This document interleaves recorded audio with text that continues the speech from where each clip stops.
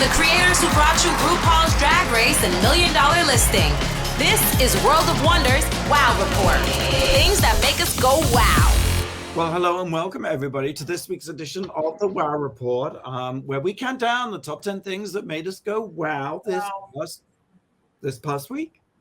I'm Fender Bailey, co-founder of World of Wonder. Here is Tom Campbell, our Chief Creative Officer. Hello. And the lovely and radiant James St. James.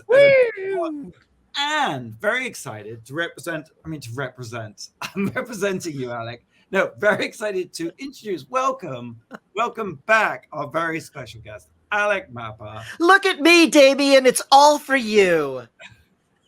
Host, of course. Not everybody gets that reference. Does everybody get that reference? Not one of us have gotten it. No. I'm sorry. Come on. It's not from The Omen, is it? It's The Omen, James St. James.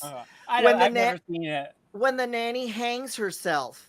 It's like a little Damien comes to live with a rich couple, and then during the kid's 7th birthday party, the nanny appears on the rooftop and goes, "Hi, everybody!" And he goes, "Look, Damien, it's all for you." Jumps and then hangs herself. What a great way to start this podcast! Always just a ball of sunshine. I love it. I love it. And we said we're going to use young references. Well done, Alec.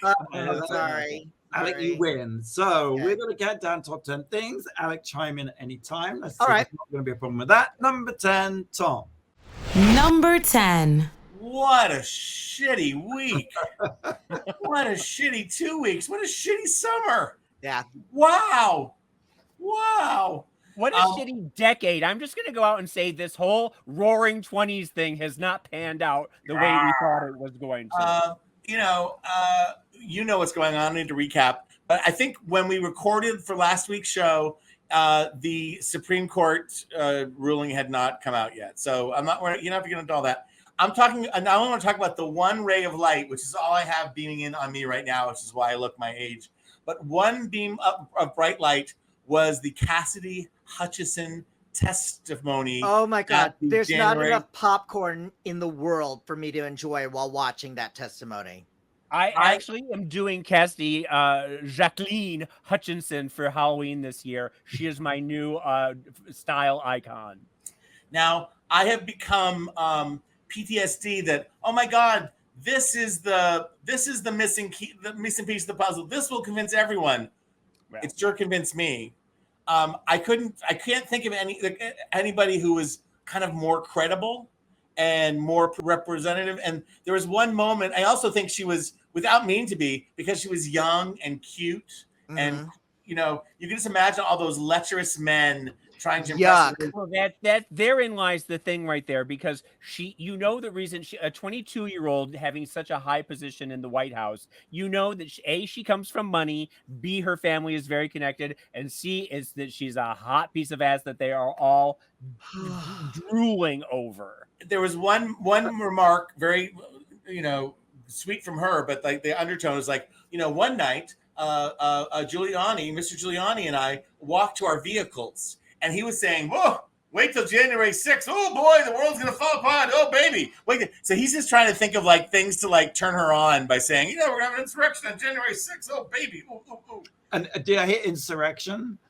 Yes. Giuliani. Lack of insurrection in his pants. Thank you. Yuck. I love that they all call her Cass. Hey, Cass, what do you think of that, Cass? Yes. It's just you just know what leches they all are. I know, but according to Trump, he's already gone on record. He was tweeting nonstop yesterday on his own social medias that he barely knows her. Right. Of course. She got me coffee once is usually the line. They did an amazing job of. I haven't watched all the testimony. I watched the first day of Ms. Cheney, of showing where her office was, her proximity. And these are two things that I thought of during the testimony. One was, it flashed me back to the summer of 1973. The Campbell family, I was 10 years old. We were staying at my Aunt Toni and Uncle George's house in Mount Clemens, Michigan for my cousin Chuck and Carol's wedding. And we're all family and cousins. And there was like 11 in one family, and Lebanese and Syrians, and crazy fun. My dad spent the entire vacation in the back bedroom, which A, had air conditioning, and B, he was watching the Watergate trials. And this reminded me so much of other people made the comparison, but of John Dean's testimony during the Watergate trials, which seemed to just like be the missing link, the thing that made it all come clear. And I don't know if it's true, but that's what I flash back to that.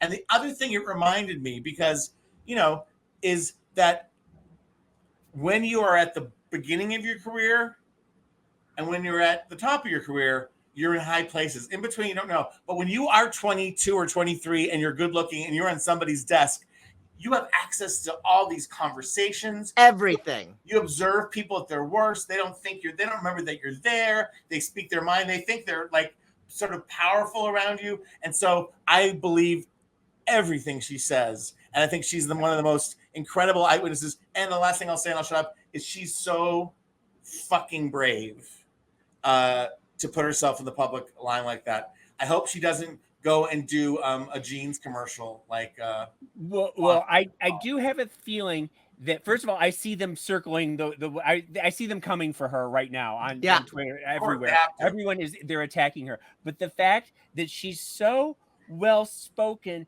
and so self-possessed and calm, she's not a shrieking, she's not filled with hate. She's just, I think that works in her favor so much that she just.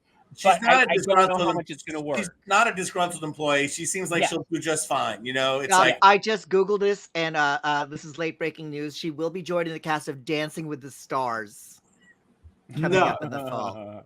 Well, if she wins, she redeems herself. God forbid. We'll have her on Drag Race. We'll pay her twice what they're paying her. Anyway, Cassidy Hutchinson, who for a brief moment I was praying that was the married name of Frank Gifford and Kathy Gifford's daughter, Cassidy. But unfortunately, everything. Toni and Cassidy, where are they now? She's our Resistor of the week, Resistor of the month, Resistor of the year, or the decade. Definitely. Mm-hmm. Good. All right, well, let's move on to number 9, Jane. Number 9. I saw Elvis over the weekend at the movie theater. Baz Luhrmann's wildly chaotic, opulent mess of a movie, starring Austin Butler as Elvis and Tom Hanks as the Colonel. And I am here to say Austin Butler is the most electrifying screen presence I have seen in years and years and years. He owns every single scene. The camera loves him. He eats up every scene. It's his voice doing Elvis, and you cannot tell the difference. He does such a good job. I have to say, in all honesty, I'm being completely honest, and Alec is going to make fun of me for this because he always does. I compared his performance to Brando in Streetcar and James Dean in Rebel Without a Cause. And it's that thing where you can't really do that because both Rebel and Streetcar had great direction, great script, great supporting cast. Right. And this does not have this. This is sort of messy. What this is closer to, Tom, is this is closer to John Travolta in Saturday Night Fever. Or I was going to say Cicely Tyson and the autobiography of Miss Jane Pittman, but I was afraid that would be a reference that nobody would get. I see it. But the real reference is Leonardo DiCaprio in Baz Luhrmann's Romeo and Juliet, where Baz Luhrmann has this ability to recognize the beauty, charisma, uniqueness, nerve, and talent of his star and utilize it and just showcase it in a way that is literally heart-stopping. And the thing, I mean, obviously there is an Oscar nomination in this kid's future. It is agreed. Just so gobsmacking. But I never understood with Elvis, fat Elvis near the end in the white studded pantsuit, and why. To me, it was camp, right? And I never understood why women were still creaming their panties over fat Elvis. This does such a good job of making you love him in every single era that by the time you get to fat Elvis, I'm throwing my panties at the screen. I was standing up and screaming at fat Elvis. That fried peanut butter and banana sandwich Elvis. Exactly. Impacted colon Elvis. I just want to say that I'm in my fat Elvis phase right now, and I haven't lost my 2 fans. So, oh my God, can you pass me one of your sweaty towels? Because I will scream and faint. The movie is chaotic. It is like if you were a pinball shot into an Elvis pinball machine. Yes. That's the feeling that you get. But the performances are absolutely unbelievable. The costumes are unbelievable. There's one shot of him, of Austin, who I've worked with, by the way. Oh, We're very wow, dear yeah. friends. We did a little Disney movie called Sharpay's Fabulous Adventure. We officially Oh, yeah, killed yes, of the High course, I School love Musical that. franchise with a I love fourth movie. Sharpay. But there's a scene, and then I'll shut up, is where he's in a white turtleneck and a navy suit, and he's with Priscilla as Lisa Marie Presley is being born, Yeah. and he looks just like him in Yeah. a holy shit way. It's like, that's Elvis. It's a beautiful movie. Yeah, and I'll tell you something. I'm sorry, but the first comeback in the leather suit, when he's got the pork chop sideburns, and you just 1968. start to shake his booty, and he shakes that pelvis, and you're right there. I'm sorry, Fenton, go ahead. Just a tiny thing. I think every Baz Luhrmann film, it feels like you, the audience, are a pinball in a pinball machine. You just get shot into Moulin Rouge or Romeo and Juliet. As the first time, I'm like, am I going to be able to take this? It's such an assault. And then you get into the rhythm and the vibe of his particular thing. I know. Yeah, Austin Butler is one of the most exciting stars I've seen go make the transition from, teenage star on TV to the big screen, and just seamless. And it's a joy to watch him strut his stuff on camera. Coming up next, Baz Luhrmann's The Color Purple. With the soundtrack by Prince. I wonder what he is doing next. I just heard that Australia, remember the movie he did, Australia, is sort of being recut and repackaged as a series for Hulu. But really? Mm-hmm. Apparently it's going to use all the rushes. It's not going to be reshot. It's just going to be turned into a 5-part series. Yeah. I thought that movie was kind of corny. I thought it was corny. Can't wait. Okay, Elvis is in theaters everywhere. I think we're going to have more to say about that. Number 8. Number 8. This feels a bit of a letdown. I want to talk about the slap that was heard around Staten Island. I'm talking, of course, about Rudolph Giuliani, who was assaulted in a ShopRite in Staten Island over the weekend. You read about it. It sounded like he was almost pushed to the ground. It sounded like a legitimate assault. And then, I don't know, 1 or 2 days later, I saw the videotape. It was a pat on the back. It was a pat on the back. And Rudolph Giuliani, of course, has called a press conference. He had the man arrested, spent the night. And the story became more and more violent as in the retelling of it. Like, there was a segment that I watched on YouTube. It starts off that somebody hit me, and then became the force of it made me stumble forward. And I was hit so hard that the woman who's comforting me afterwards almost tripped herself. Right. And they were both almost killed. And he felt so much pain and was so bruised. I'm shocked that he didn't show up in a neck brace, in a back brace to the. It reminded me of Omarosa talking about like that piece of ceiling that almost killed her, and it was literally like a piece of plaster that barely touched her weave. But you see, I think it ends up being symbolic of what we're facing, that this group of people have no real truthful relation to reality and just lie. The lie. But I wonder what the reasoning is behind. It's always a deflection with these people. They always know something big is going to happen, so they try and get ahead of it with some weird story. Was it done to sort of deflect from the Cassidy's testimony? Is there another shoe that it's about to drop? What is it that made him do such a bizarre? I think that Fenton kind of hit it right in the head. Is this administration, and all of them have really gotten that a lie can travel around the world faster than the truth can put on its pants.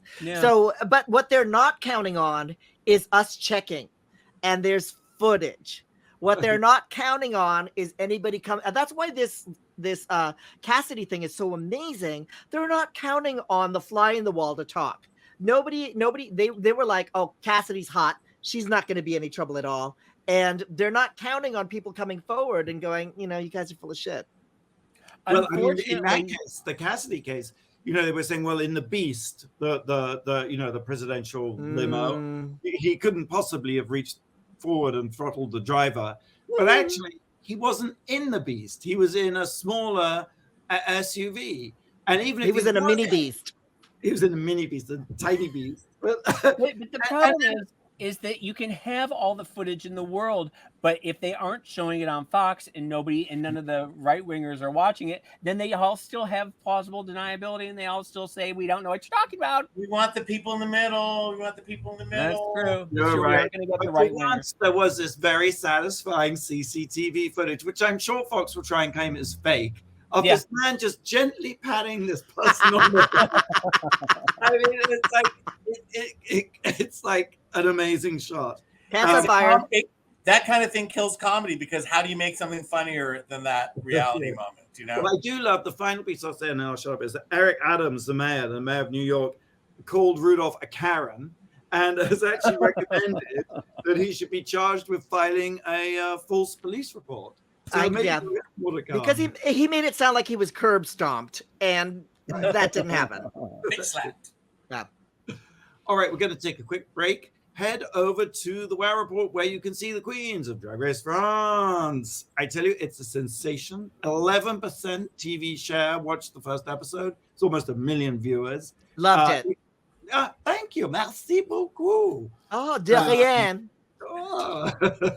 I do too. That's on France.tv/ or of course more easily accessible for us in the States, wowpresentsplus.com. Yeah, there you go. I've reached the end of my spiel. Blake, question, please. I do have a question, and remember, Alec, we answer when we return. Mm-hmm. Which film did Elvis first star in, and in what year? Oh, that's a good one. Okay. I know Tom Campbell knows the answer to this. I can tell already. And probably the chronology of every Elvis film. But we'll find out after the break. All right. Listen to the WoW Report on Radio Andy. You're listening to World of Wonders WoW Report. Things that make us go wow.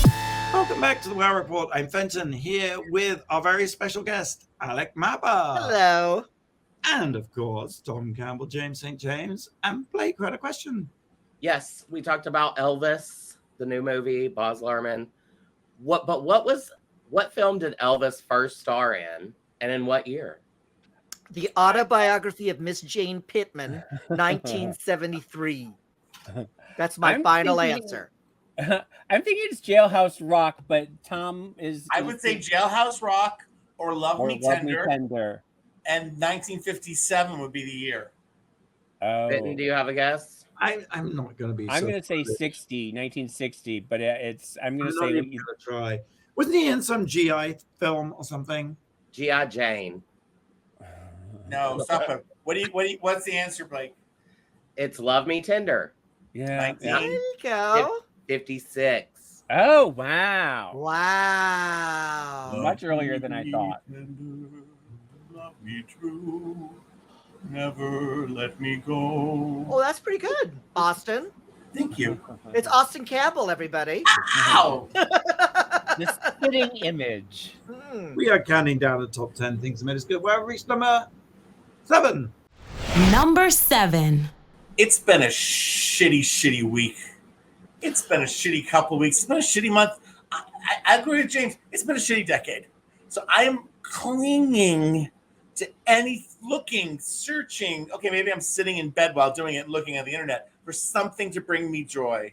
And what brings me joy, what I listened to just the other day was my Captain and Tenille, the title track of Song of Joy, their second album. And it sounds like an Elton John song. It's really good. Toni wrote it. Daryl, God rest his soul, did it. But I read this, and then moments later, James St. James texted to me, Tenille is starring in a production of Hello, Dolly in Prescott, Arizona, which is Prescott, but I had a roommate said they call it Prescott. Road trip. Be careful what you wish for, Alec, because no one's coming with me. But I bought 2 tickets on November 5th, which is like a Saturday, Sunday. And then I bought 2 tickets at the end of the run in November because I don't know when I'm going to be able to go. I hope I can go both times. And I don't want to not go. Tickets are $65 each, so I'll have to Venmo you, Alec. But okay. But it's at the the Performance Center of Prescott. And we know that Toni lives in Arizona. She and the captain passed away, Joe Dragon. who is the originator of Yacht Rock. It comes from the captain's hat, which is a big trend now. I love Toni Tennille so much. I feel like she was so. It turns out she was kind of in a loveless marriage.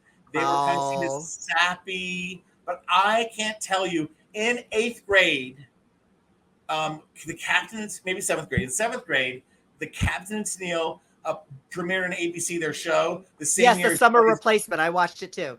The same year as Charlie's Angels. Charlie's Angels was great. I brought a poster of Charlie's Angels to bring in Mrs. Thurlow's class, but then I went in front of the class without any irony, and I asked them all to reconsider their plans on Monday night and to watch the Captain and Tenille.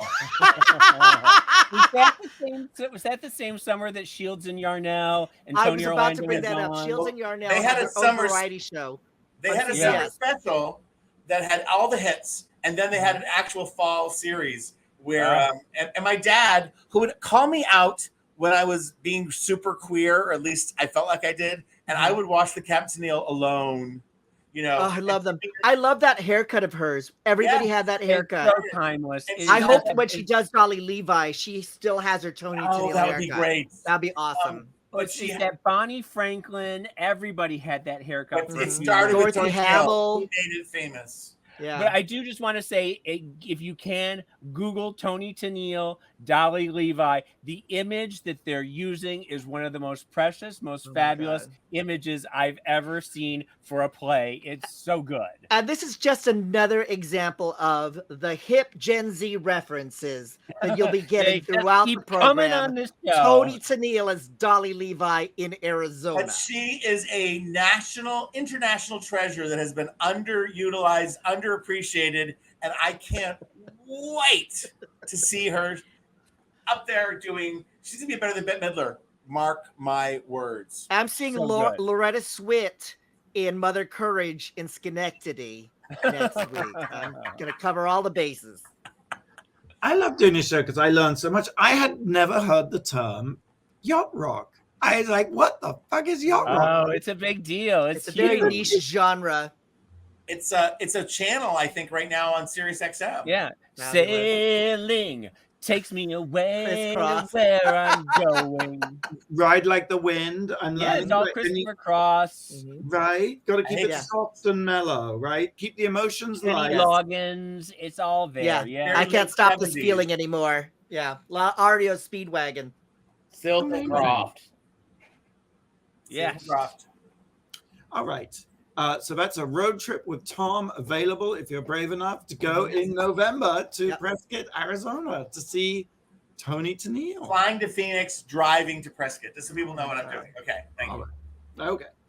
Number 6, James. Number 6. Elvis Part 2. I want to talk a little bit about it. The movie itself is very problematic, and here is why. Austin Butler is absolutely spectacular, steals every scene. He's just wonderful. The whole movie rests on him. However, Tom Hanks is an absolute embarrassment. This is the worst role of his career. I tell you, every scene is so cringeworthy. He's in the worst fat suit you have ever seen. He is trying to speak with a Dutch accent, and he sounds like the Count on Sesame Street. Okay? And you also have Baz Luhrmann, who is doing his Baz Luhrmanniest best, who is throwing everything in the kitchen sink at you at every single moment. And at a certain point, about 3/4 of the way through, you're just like, sit your ass down, calm the fuck down, and let Austin carry the picture because he can do this. You get exhausted by Baz.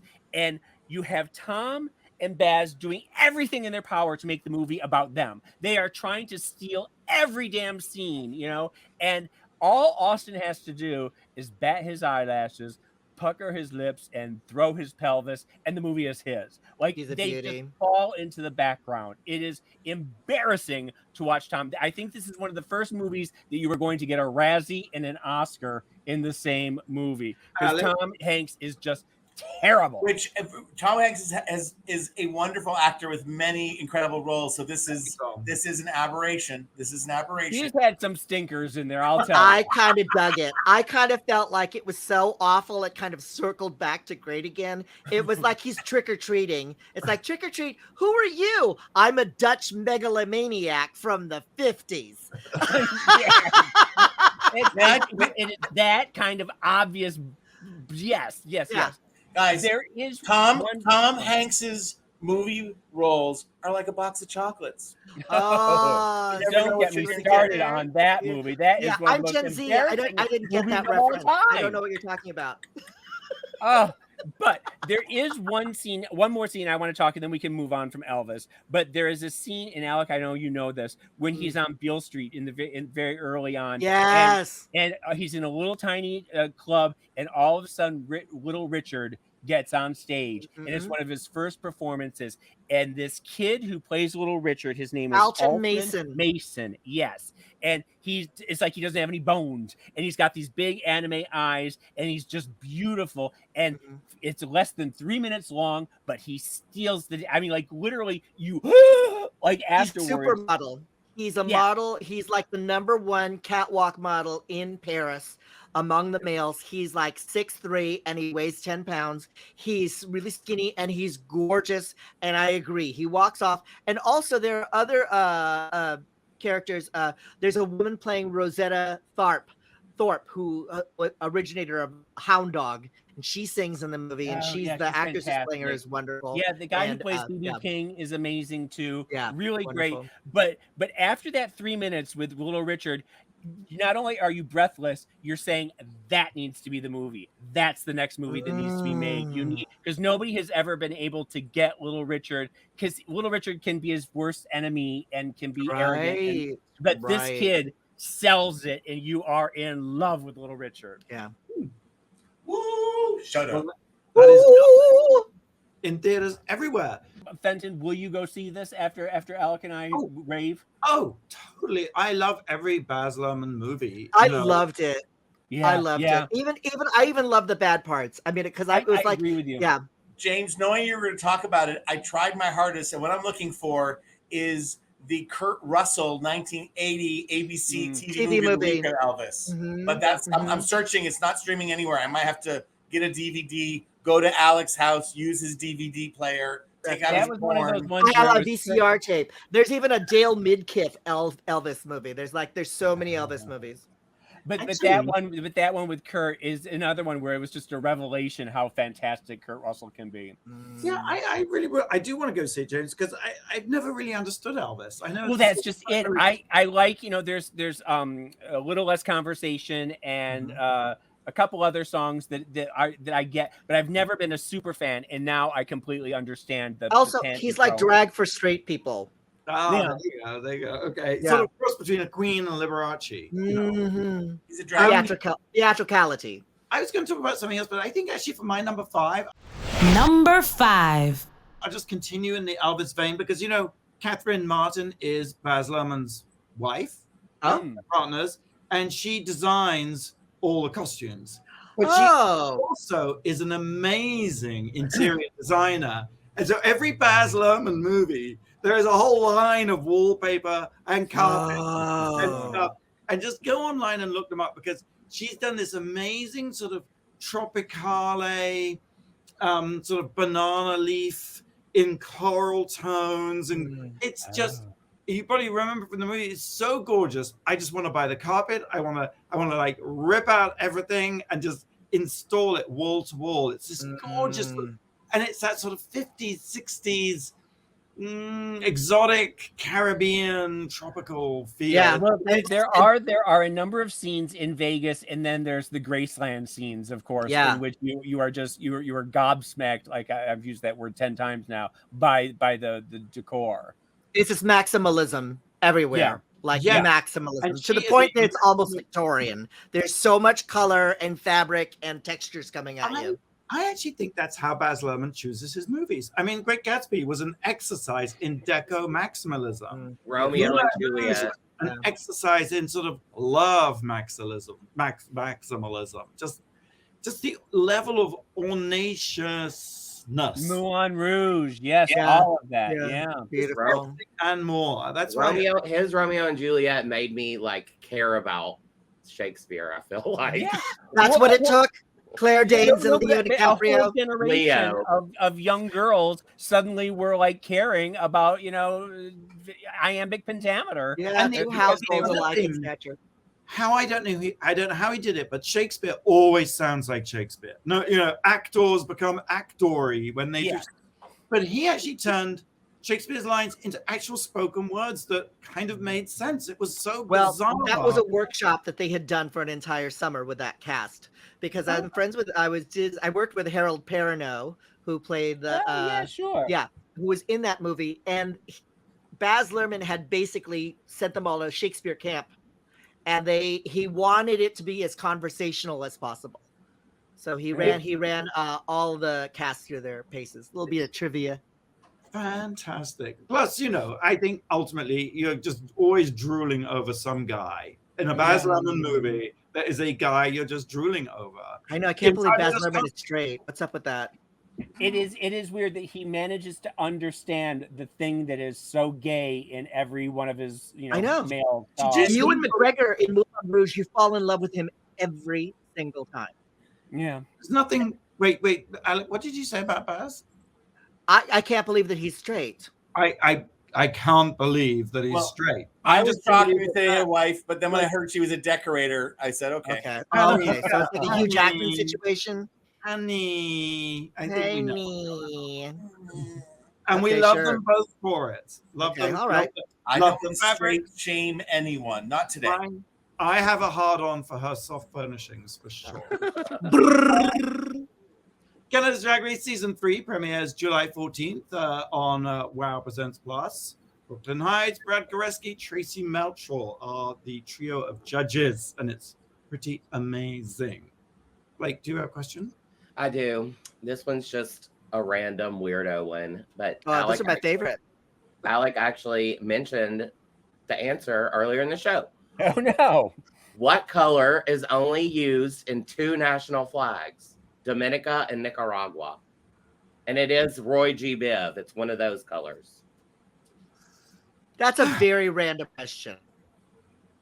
We'll be right back with the answer after the break. You're listening to WoW Report on Radio Andy. You're listening to World of Wonders Wow Report. Things that make us go wow. And welcome back to the WoW Report. It's Fenton here with James and Tom and our special guest, Alec Mapa. Hello. Hello. And Blake, you got a question? Yes. What color is only used in two national flags? Those flags are for Dominica and Nicaragua. It's going to be orange or purple. I'm saying purple or brown. I'm saying purple because you said that I said it already. Oh. It's purple. Purple. Purple. Orange, you glad? Purple. What rhymes with purple? Nurple. Slurple. Burple. This is all going way over my head. We're getting down to top 10 things that made us go, wow, we've reached number 4. Number 4. Well, I don't think I've said this yet, but Christ, this week sucks. And the last 2 weeks have sucked. And as James says, this whole decade might suck. Oh, no. I sense a theme here. And I am clinging, as I said, to anything that brings me joy. And a Washington Post feature article pops up that I've shared with Fenton since. And it features, drum roll please, reference to the 60s, 70s, 80s, John Davidson. Oh, love me some John Davidson. John Davidson was one of the most beautiful men. He was born like 10 or 20 years too late because he was like all nightclubby when everybody else was rock and roll. But he was the clean guy. He was on Sullivan. He did Disney movies. He was He hosted the Hollywood Happiest Squares. Millionaire, right? With the Happiest Millionaire. With what's her face, and he also starred in Sally Field's last sitcom, The Girl with Something Extra, where I love The Girl with Something Extra. Oh God, that's a good one. And he also did Problematic Now, but he did a Streets of San Francisco where he played a transvestite, a drag queen who murdered But he really went. And then he hosted Hollywood Squares, the one with Joan Rivers in the middle and Jim J. Bullock up in He the had his own corner. talk show for a long time, the John Davidson show. He had his own talk show, my And friend what Charlie. was the show? What was the game show where it was the banana pods and the green pod? That's and the Burt Convey, but he might have been on with his wife. No, he was on it as well, but what was the name of that show? Yes. So no, what was the name of that show? Tattletales. Tattletales. John Davidson still has a full head of hair. It's white. He lives on a boat in Mexico. He's 80 years old. He seems recently separated from his wife. It kind of comes out later.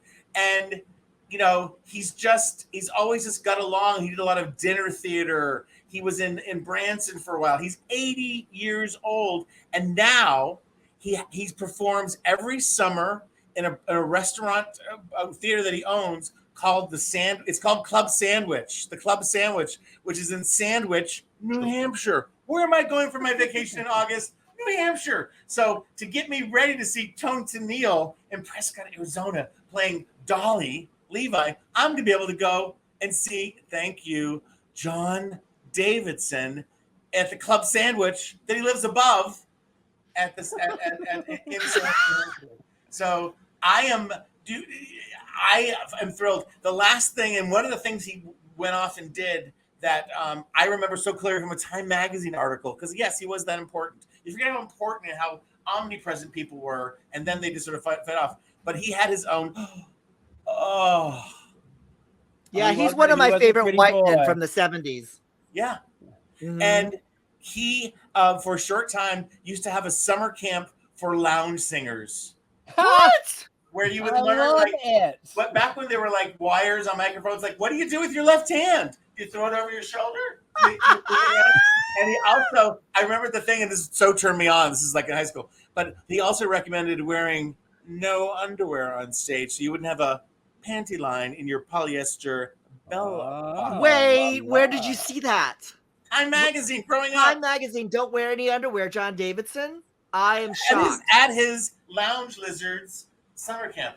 It was all about the left hand for me. It really taught me how, like, you know. Yeah, you're doing kind of a Judy thing with it over your shoulder. Yes. She did the backpack kind of cord over the shoulder. Yeah.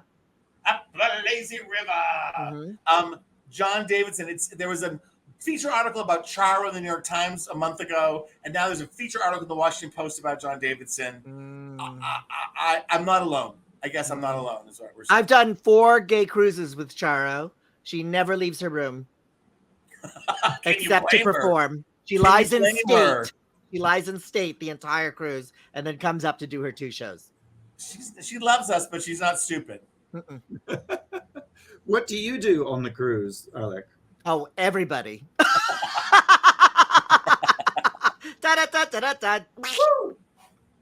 All right, that's John Davidson. We posted a link to the article on the Wow Report. Number 3, James. Number 3. The Umbrella Academy on Netflix is back for season 3.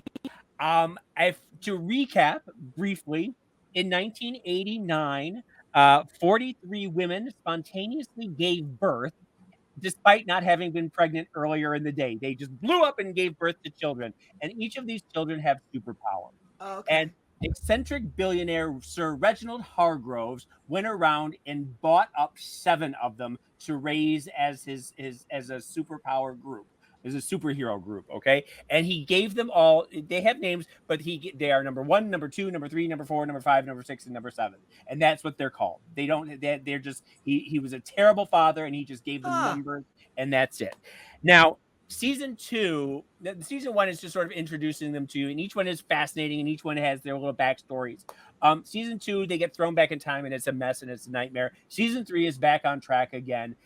There's like some weird time anomalies, and they come back to the present time, and there's another group of these children, 1, 2, 3, 4, 5, 6, that have taken over from them, and they all have different powers, and they all beat each other up. But the takeaway from season 3 is that this is Elliot Page, of course, the trans actor. Mm-hmm. This is Elliot coming back to the show as Elliot.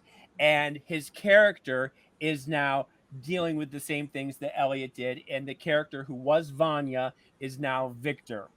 And it's done so beautifully and so tastefully, where after Vanya loses the love of her life, she has the come to Jesus moment and realizes that her whole life has been a lie. And she goes to a barbershop and she picks a male hairdo that she wants, gets it, and then goes back to her family. And everybody says, "Oh, Vanya, you look different." And she says, "I'm Victor now." And they all just say, they take a beat and they say, "Oh, we like your hair, Victor. Now let's get on with the business of dealing with this." And each one of them has their own little moment where they just sort of look at him and say, "Oh, okay, well, Victor, da da da," and it's just so beautifully done. And Elliot has talked in the press about how he was so worried about coming back, and he loves this show, and he loves the character, but he knew that it had to change it to reflect who he was, and it was just done. And he cries during the interviews, and I cry every time someone says, "Oh, Victor, I like your hair. What are we going to do about these new people?" Blah blah blah. So it's a great show, and it's beautifully done with this character. And if it doesn't look like neither one of you have watched it. No. Okay. I know I'm speaking into the void whenever I do these damn. Just James. Have you watched The Boys? Yes, my husband is a huge fan. I'm not a superhero person, and I watch that, and it's so subversive. You feel like you're watching a very subversive Marvel film.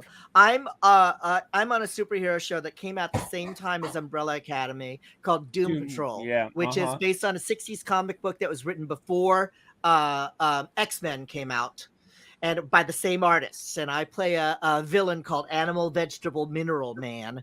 My origin story was I wanted superpowers, and I was left in the easy bake superhero oven for too long, and I just come out all fucked up.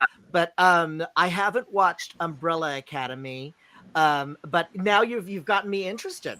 It's a very well done show, and it is up there with The Boys and Doom Patrol and Teen Titans. Wait, Fenton, have you started The Boys? I have not. I'm a little scared to start The Boys after you talking about the exploding. I was scared. It's very violent, and in the latest season of The Boys, there's a character who can shrink down, and he crawls into somebody's penis. Right, but then in the last episode. In Herogasm, the last episode, there's a superhero orgy that they all go to every year. And it has been on my mind since James talked about it, and I don't know if it's not. I don't think it's for no one. It's all kinds of fucked up. But which is why I like it. Promise me you won't watch it on your phone, Fenton. Watch it on a regular screen because it needs to be big. It needs to really and microdose some mushrooms right beforehand. Perfect segue. Okay, so the Umbrella Academy is on Netflix, and now at number two, Chagacinno. I am latte to the party, but I went to Alfred's and bought a Chagacinno at an eye-watering $7.80 What is a Chagacinno? A Chagacinno is made out of chaga mushrooms, chaga fungi. Oh, yes, not hallucinogenic. I mean, the price was hallucinogenic, but it's not actually hallucinogenic. And it's sort of fungi that looks really ugly, and it sort of grows like an excrescence out of birch trees. And I guess they grind it up and mix it with milk and what have you. Actually, it tastes kind of good. What does it taste like? Sort of like a muddy, earthy sort of coffee flavor. You sold me with muddy. Yeah, you had me at muddy. I'm there. But come on, I mean, there is an explosion of lattes everywhere. Like there's a unicorn latte. Have you heard about that? No. Yes, that's the one at Starbucks. That's the pink and with blue-green algae. Yes. Yeah. No. How about the matte black lattes made with coconut ash? What happened to the coconuts? What happened to them? Yeah. They burn them, and then This reminds me of there was a craze a couple years ago where they were adding charcoal into everything. Yes. And then I tried a charcoal ice cream downtown, and the next day I repainted the toilet. It looked like a crime scene. It was bad. The new thing to try is this Kaffeost from Sweden, where they put cheese into the latte. Oh, for the love of God, No. would you stop with this? No, This is that sounds terrible. like that sounds like a French onion soup. It's like I don't want cheese in my coffee. No. I tell you, it's a latte revolution. You just go online. Oh, yes, because here's the thing about the chaga. The chaga latte is supposed to help with your endurance and your cognitive abilities, but it also is when you face a stressor, your body goes through gas. Well, that's I know about that. No, it's not the gas you're thinking of. Gas is general adaptational syndrome. What's an acronym? Yes, it's an Okay. acronym. Yes. Wait, so what does that When you're mean? stressed, your body goes through generational ass syndrome. What? General adaptational syndrome. Gas. And what does that Easy mean? to remember, gas. But what are the manifestation of this syndrome? Yeah, what I happens? think this sounds like a buzzword that somebody Sounds made up. muddy. Yeah. You have anxiety. You have anxiety, and then the Chagacinno. Why don't they just call it that? Boosts your cognitive abilities, boosts your endurance, lifts your mood, and Bob's your uncle. It's like a Lexapro latte. There you go. Exactly. Okay. All right. And it's Got it. only $7.80 at Alfred's, which is the new. It's a steal at any price. Of course, if you have stress, why not just get yourself a House of Love cocktail and take away all the stress? Oh, James, bless you. Thank you for that. And Yeah. add some chaga mushrooms to that. Yeah. See if that eases your anxiety. How many flavors, Tom? 4 cocktails and 2 mocktails. I had the And- mocktail. It was very good. Which the ones lime you have? one. The lime one. The lime Ricky or something. It was a lime flavored one. I hear, I don't drink. I hear the tangerine margarita sends you to the moon and back. Well, You're I'll quite tell you right. It that- does because it's the strongest cocktail in a can you can get, I think. I I was had- at a I party had- recently at World of Wonder for that Vanjie show, 24 Yes. hours of Vanjie. They were all drinking those mocktails and everybody was wasted. Yeah. Well, some are cocktails, some are mocktails. So I don't want people to Yeah, be confused. I had a mocktail because I quit drinking a year ago. Yes. So I was And very Well, that's I tried that watermelon one, and I was cross-eyed about halfway through the can. It knocked me on my behind. Cocktails and mocktails at houseoflovecocktails.com. You can go all of them today. Delish. We're going to take a quick break. When we come back, and I'm so excited for this, we're going to reveal the number one. But can I reveal it now? No. No. Okay. I can't reveal the number one. When we come back, Alec, please stay because you might be required. The number one thing that made us go wow this week. You're listening to World of Wonders Wow Report. Things that make us go wow. Welcome back to the Wow Report. Fenton here with Tom and James, and we finally reached the number one thing that made us go wow this week and every week, every minute of our waking lives. It is all things Alec Mapa. Number one. Oh, yes. You know, Cassidy Hutchinson is one thing, but Alec Mapa on television, that is a major event. You are Stop correct. the presses. You know, I'm on the Family Equality Council, which is all talking about, you know, lived equality for LGBTQ families. I know that you have a child. I know that Tom and James St. James are childish. But Yes. so there's been a lot of talk about the intersection of queer people and kids. They've been outlawing drag shows for kids and everything. Yeah. But I want people to know that we're a part of your life. Kids and gay people, we have kids and we entertain your kids. To that point, I'm on a brand new Disney Channel show, Disney Plus show called The Villains of Valley View. They are the Villains of Valley View. They're like the Incredibles, but they're all super villains who are hiding out in Texas, Valley View, Texas. And I am the Mrs. Kravitz of the show. I'm the nosy next door neighbor. You'll see me. I make my debut on episode 3. And it turns out I'm also the principal of the show. And yeah, if you're allergic to ham, don't watch it. I chew every bit of scenery possible. Oh, good. The Disney Channel is the only Disney Plus is the only forum where my overacting is completely appropriate. So That and and Drag Race. They're in Drag Race. You and right. Drag Race, of course. And these are villains also, you love, right? Villains you love. The villains of Valley villains View. you love. Lovable. But I'm like the villain of the villains. I'm really there to kind of like, you know, when Samantha always had a spell that went kind of haywire, and Mrs. Kravitz was like, Abner, what's going? That's me. I'm the Mrs. Kravitz of the show. The other thing is, I'm on a billboard in Times Square that advertises Squirrel Friends, the official RuPaul's Drag Race podcast that I host every week with Lonnie Wait Love. a minute. World of Wonder podcasts are getting Times Square billboards? Well, it's now part of iHeartRadio. The popular ones are, James, yes. I guess. You guys are unserious. That's a thing. That's There's something to chew on here. I think we're going to be having a little conversation after. Okay. James has some the other radio podcasts he does for everybody. fabulous. Well, I'm on that show every. Oh. Oh, beautiful. There's Yeah, the Squirrel Friends official- you've been hearing so much about. Hey. They I approve. host every week with Lonnie Love, who is her voice is like walking into a warm hug. She's absolutely fabulous, and we really want to change.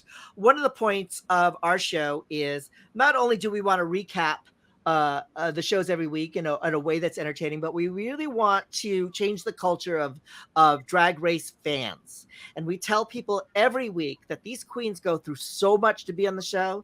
They sacrifice so much in order to participate and excel in this art form. If you talk about them on social media in any way, send them love. And we really want to kind of like, because I've heard on several YouTube outlets that Drag Race fans can be vicious, but I think they also have the ability to be very affectionate and very loving. And we want to make more of It that. does already. The love already exists, and I like the idea of combing it out and encouraging it. Everybody say love, Lonnie Love, and Alec. Lonnie Love and Alec Mapa, yours truly. So watch me on that. And also Doom Patrol if you're into superheroes after watching The Umbrella Academy, of course. Wow. Everybody say Alec Mapa love. Alec I love it. Mapa.